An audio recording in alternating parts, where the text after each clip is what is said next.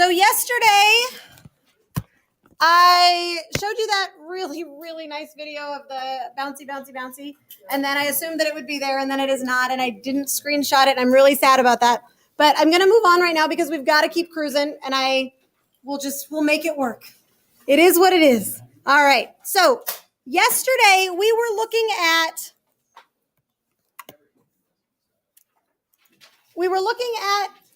this, guys.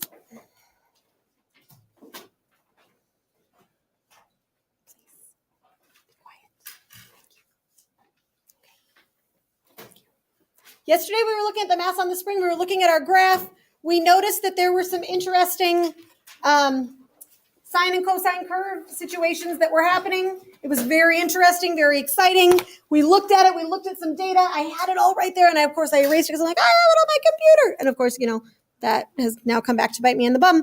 But I will take a look at what we've got here and we will make it work.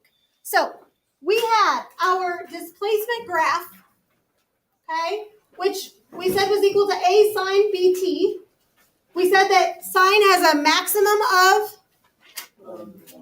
and a minimum of -1. And so from that, we know that a maximum is going to be at 1 here. So the A in front is really, we said, the amplitude of our oscillation. This data was the data that we got from that video analysis that no longer is with us, of course. And then we looked at what in the world this B thing was. And I told you yesterday that the B had some significance, but we didn't really know what, right? Well, I know, but we haven't talked about it yet to you. But I'm suggesting that it's this funny little Greek letter. It's at the very end of the alphabet, and it has the name omega, okay? We do not call it the curly W. Its name is omega. We call it by its name, all right?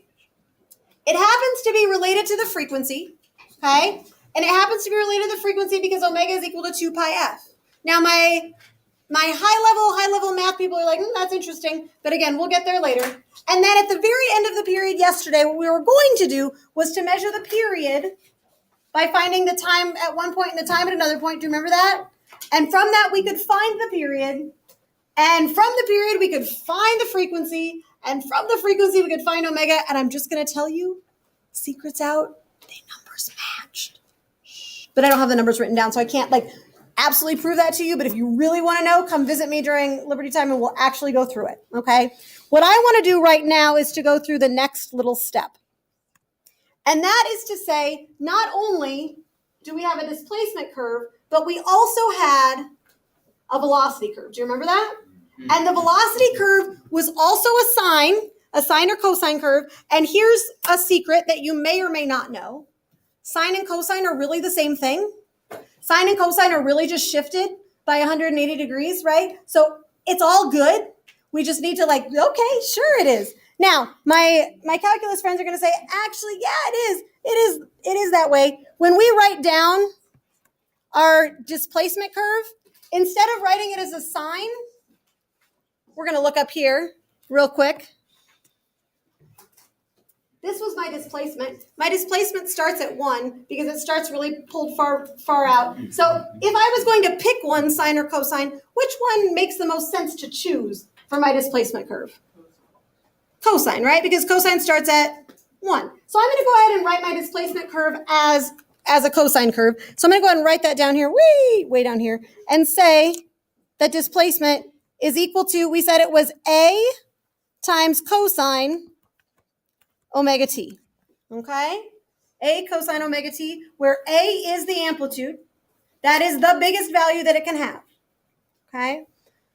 The next thing we're going to do is look at that big number in the velocity one, but we're just going to go ahead with it. I'm going to try and color code this. So my velocity was in green.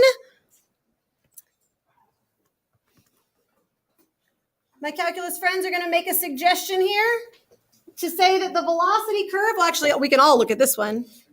And we can look at this, and it starts at 0. So that means we're going to choose a sine. But instead of going up first, what does it do? It goes down first. So maybe that's going to be a negative sign, yeah? Right? Which should make you all happy if you care or know or whatever, right? Sine of, well, it happens to still be omega t. And then my friends that go to Mueller next period are going to tell me that the thing out front really is going to be what? Come on. A. Is it just A? AB. A omega. It's going to be A omega. Yeah. And if you're like, okay, sure, just smile and nod. We're just going to keep on trucking. And just for kicks, I didn't have a graph of cosine, like an actual graph of cosine, but we can look at this, or excuse me, of A. It starts at -1, and then it goes up from there. So that's going to be what? Negative cosine? No, negatives. Wait. Negative. Oh, negative cosine. I thought you were talking about this. Come on, man. I thought you were talking about the green ones. We're getting angry over there. Holy bananas. It's going to be a negative cosine of omega t, yeah? And the coefficient out front, what is it going to happen to be? AW. Oh, what'd you say? A omega squared. So, again, this is one of those few and far between little moments when we have an opportunity to draw that connection with my calculus, okay? If you're not a calculus kid, if you're just hanging out in another class and loving it, but you're not there yet and you're like, okay, I don't really know where this comes from, you can see where these things come from. You can see where these negatives come from. And this coefficient here, you're just going to be like, sounds good, okay? This is not something you would have to memorize. And that is absolutely fine, okay? But I just don't want to like leave it there and freak you out, okay? So we're just going to leave that there. And now we're going to do a couple of fun things because, you know, why not, right? I want to make sure that I'm not missing something here. Nope, we're good. We're going to come back to this in just a second. It has been a number of days, at least, since you all and I have gotten to draw a Freebody diagram. I've missed it. And so what I wanted to think about was the opportunity. Oops, I don't want to. It like literally wanted me to draw it. No. Right? Yeah. Should we keep going on this? Yeah. Yes. Sure. I mean, it's all going to fit back together. And then you're going to want to flip that page over in maybe like 3 minutes. So just, yeah. Yes. Keep going on that piece of paper. All right. Let's draw a Freebody diagram because it's been a while. Sometimes we forget. It's too loud in here, friends. I'm going to call this x equals 0. And I'm going to put my little box over here. This is like the picture on A. Freebody diagram, go make it happen. Draw it really nice. Good practice moment to do a Freebody diagram. It's sitting on a frictionless surface. Right? Those fancy frictionless surfaces. Or the video that's going back and forth the wrong way.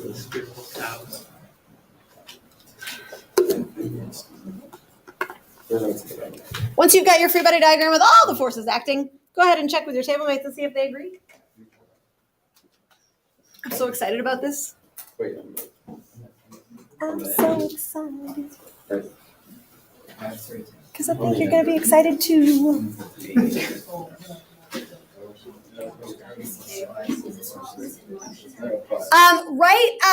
So just right after I let go. So I'm not holding it there anymore, but it's like at the instant that I let it go. Yeah. So this is x equals 0. This is the equilibrium point. So I pulled it out here, I let it go, and then we took the pictures. Tell me the forces that are acting. All right. Tate, what's one of the forces acting on my box? Gravity. How am I going to label that on my Freebody diagram, though? There you go. Yeah. The force of the earth on the box. I am guessing that a long time ago, like at the beginning of the year, I went on the little like whatever about drawing your Freebody diagrams, but I'm going to say it again because I just want to remind you, friendly reminder, when you're getting ready to take an AP exam, that the arrows need to do what to the object? They gotta touch it, man. They have to because it's a silly rule, but you don't want to lose points for it, right? So the arrows definitely need to touch that object. All right. Abhishek, do you have another force acting on your box? The spring. Which way is the spring pulling or pushing? Towards x equals 0. Awesome. So it's going back this way. So that's the force of the spring. Spring on the box. Excellent. Any other forces acting on the box? Jasmine, what else you got? The normal force. That surface is pushing or pulling on the box somehow, right? Something like this. F of the surface on the box. Fn. That would be a 3-point free body diagram right there. 3 out of 3. Boom, it's right there. All right, now, is that box going to accelerate? In what direction is it going to accelerate? In the left and right, horizontal, X direction, something like that. Go ahead and write out the F-net equation for that, please. Going back to basics. It's going to be beautiful. I can't wait, you guys. You're going to be so excited, too.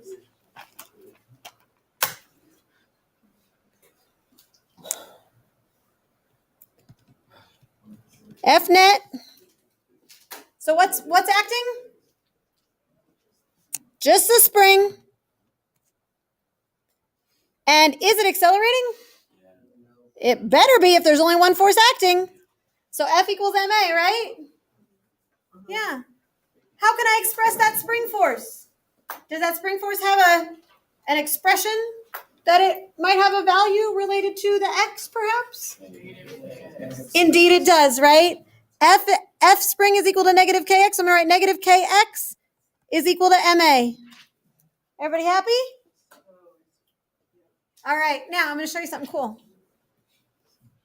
Whoop. We have expressions for both x and a right up here. Yeah, this is the displacement. This is the x. This is the value of x. Are you excited? We're going to put this whole big old thing right there. So this nice, cute little equation with just 4 little things go boom really fast. You excited? And then the acceleration is going to go boom right there. Here we go. Are you ready? I am. It's going to be beautiful. Here it comes. Negative k times, what was that displacement? A cosine omega t. It goes boom. Is equal to m times negative a omega squared. No, I want to do physics. All right, you guys simplify that. Oh, it did ring, right? Yeah, you should. Okay. It's not ring anymore. It just rang once. They must have realized that it was not for me. That's cool. Or maybe it heard me complaining. It's like, you don't want to answer? Well, fine. All right. Simplify, friends. You do this. You can do this part.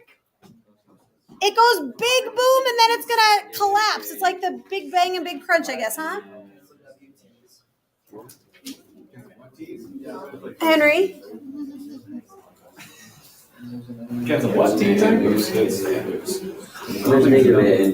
It's not omega. And you know what? A big omega is mega omega. That was a big eye roll for you. I'm just letting you know. All right, friends. I like it. When you simplify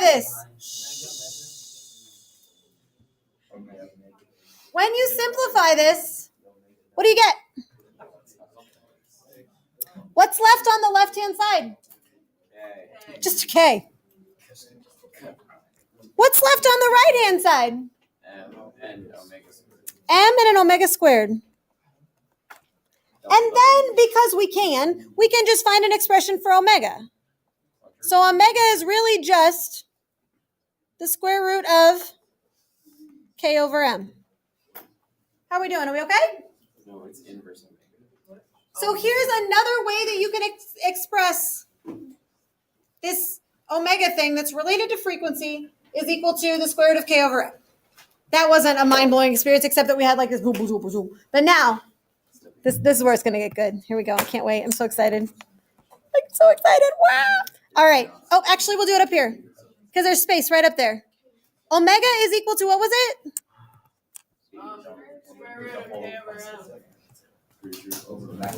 All right. Here we go. I want to look at the maximums for these. We did the first one already. I just want to write it out so we got this nice little chart. So D, or the position, is going to have a maximum when cosine omega t is 1. And so D max is just going to be A, right? Tell me about V max?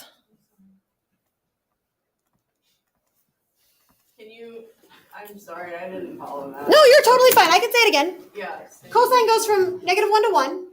Yes. So the biggest that cosine can be is 1. And if cosine omega t is 1, then D is just A. Is that okay? Yes. All right. Tell me about the maximum velocity.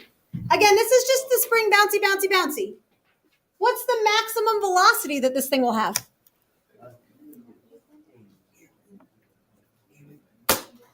A omega? But omega is K over M. Or excuse me, square root of K over M. Okay? You with me there? Flip over your yellow sheet. Look at the maximum velocity that we found yesterday. I knew it. Isn't that cool? Wait, what is that? Isn't that just the same? It's the same thing. Yeah, I thought it was cool. Courtney's like, whatever. I don't even think that's nice at all. I think it's exciting because you can see it again. Okay, maybe not. Maybe that's underwhelming. Wah, wah. I totally just like deflated there. Yeah, we just proved it. Like, that's exciting to me. It's exciting to me that you can prove something 2 ways and that they match and that they're right. Find A max, will ya? Goldenrod. What is it?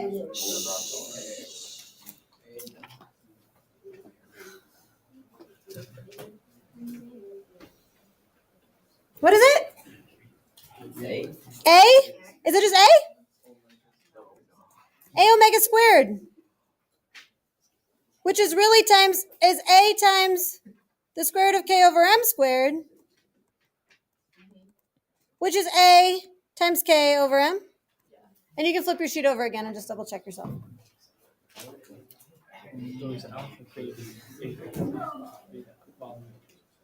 How are we doing? We got one more thing. Can I scroll down? Yeah. All right, one more thing. Did you need that? Okay. Last thing, friends. Last thing. So we said just one more thing with that A is equal to, or excuse me, omega is equal to the square root of K over M. And that is that you may still be saying, Ms. Carlin, you have not told me what omega is. I'm going to say, yeah, I know, I'm sorry. I did tell you that omega was equal to 2 pi f, didn't I? Where f is the frequency. So we can solve that for frequency because we know what frequency is, the number of cycles per second. The number of cycles, the number of times something bounces back and forth. Okay? So f then would be equal to 1 over 2 pi times the square root of K over M. Is that okay? You're going to put a big box around that because we're going to use that right now. You don't have space? That's like the big one. Like, oh, okay. Well, that's okay because that's the last piece of notes that we're going to do. Yeah. So it's perfect. Oh. Now, we're going to do a couple problems with this, though. I know. It's great. Are you ready? No. Hope so. I'm waiting for Aegis because he's writing so intently. Whoop! Did you get it? Good, because I accidentally clicked. I did not actually mean to click. Sorry about that. All right. Here's a little ranking task for you because it's been a while. A block rests on a frictionless surface attached to the end of a spring. The end of the spring is attached to a wall. 4 block spring systems are considered. The springs are stretched to the right. Distance is shown. The blocks oscillate back and forth. The mass and force constant of the springs are given. Rank the frequencies. Go. Okay.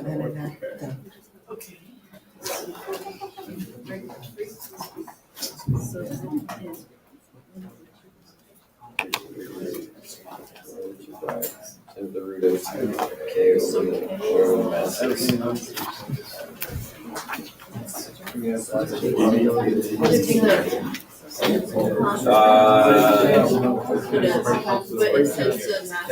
Spring constant of mass. They all have the same spring constant. It's ABDC.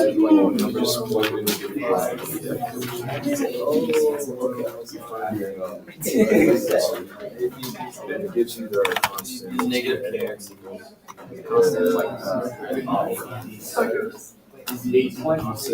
Oh. It's ABDC. No, because you have the negative KX and then you use that to like find K and then you divide K by mass. And then frequency is SHM. What is this frequency? Well, that helps. All right,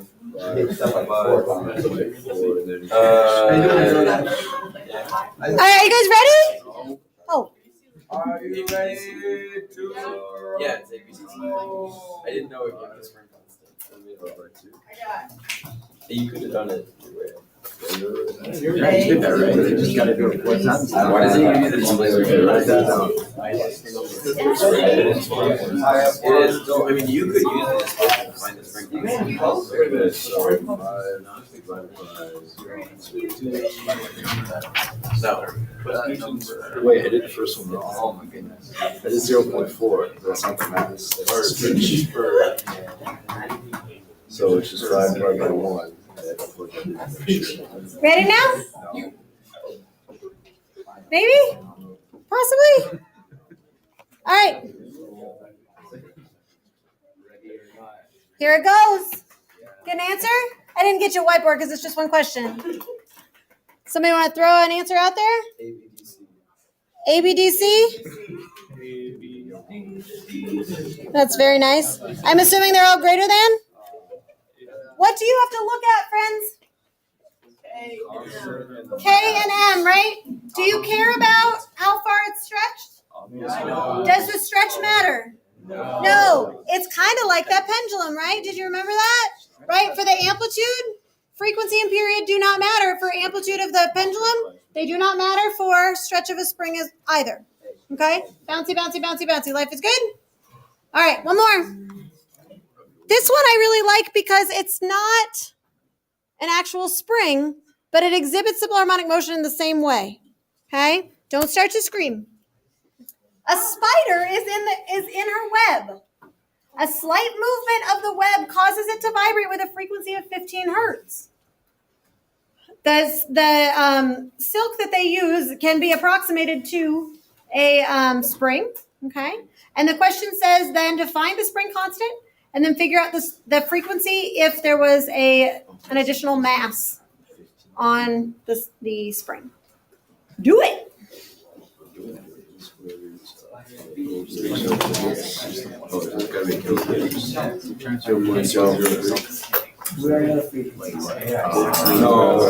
0.000.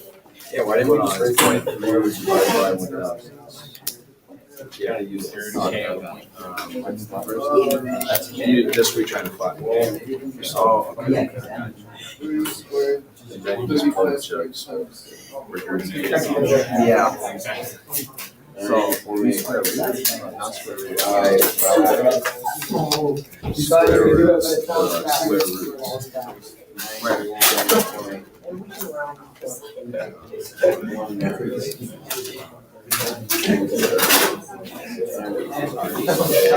It's 27.3.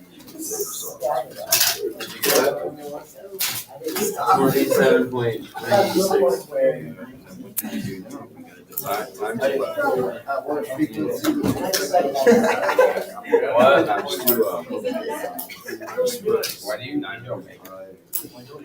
You know that. Where would you find Omega?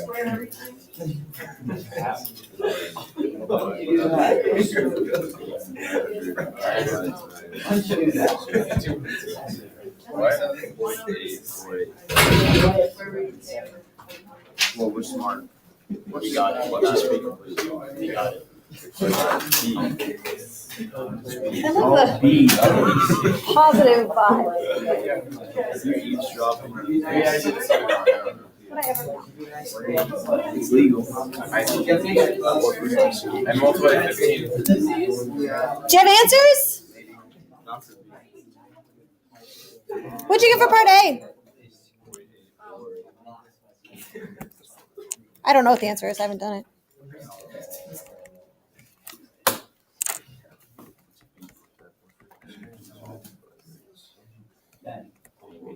Use K for 8, so 7. Indeed, you do. I kind of just did it. you're eavesdropping.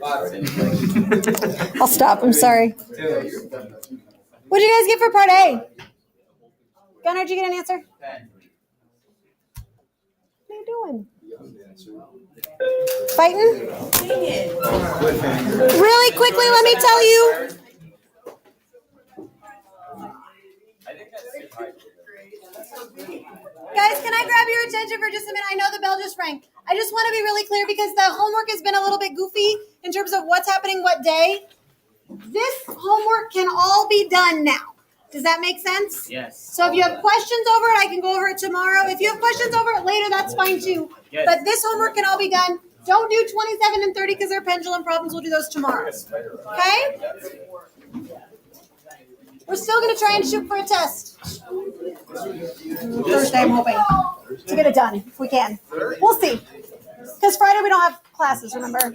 Yeah, we'll see. We'll talk about it tomorrow. Probably it'll be Tuesday.